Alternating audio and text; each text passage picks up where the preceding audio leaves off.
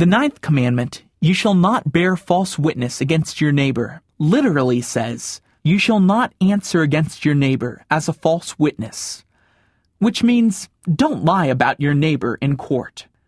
The meaning of this commandment today isn't limited to the court system.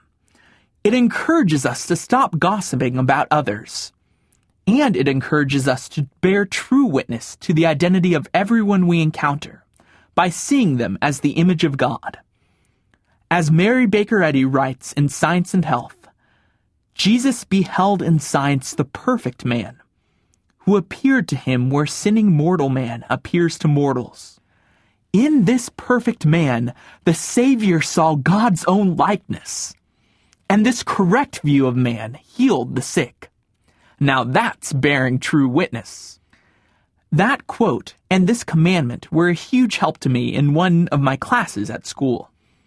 I was supposed to bring a tape to class every day, and the one day that the teacher checked to see if we had it, guess what happened? I couldn't find my tape anywhere. So my class participation grade dropped to a 0.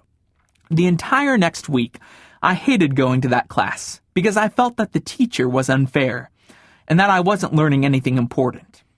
Finally, it hit me that I wasn't getting anywhere being discouraged about my grade. So instead of focusing on my grade, I began to focus on God's grace. What I mean by that is, I tried to find something I could love about the teacher and the class by seeing them as God sees them. In the words of a U2 song, grace finds goodness in everything. And I remembered the quote from Science and Health about Jesus beholding the perfect man, and I decided that I'd try to bear true witness to the identity of this teacher as the child of God. Each day I looked for something that I could appreciate in the teacher and in the class, and soon gratitude overcame my discouragement. Due to a simple change in my outlook, in what I was bearing witness to, a class that I hated became a class I actually looked forward to every day, and a teacher that I had thought was unfair became one of my favorite teachers. By the end of the term, my grade in the class had changed from a C to an A, but by that point the grade wasn't the big deal. I was actually having a great time in the class and learning a lot.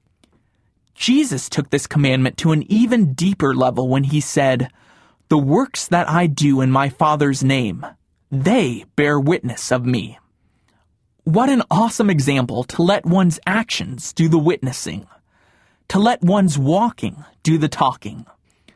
To paraphrase a saying often attributed to St. Francis of Assisi, "Go ye out into all the world and preach the gospel, but only if you must use words." Whether it's in court or in the classroom, in the news or an email, in a TV ad or on the phone, this commandment invites us to bear true witness through our actions, thoughts, and words to the identity of each individual as the image of God. The Bible resources that I quoted in this podcast are listed on the Sunday School section of the tmcyouth.com website. This podcast is produced and copyrighted by the First Church of Christ Scientists in Boston.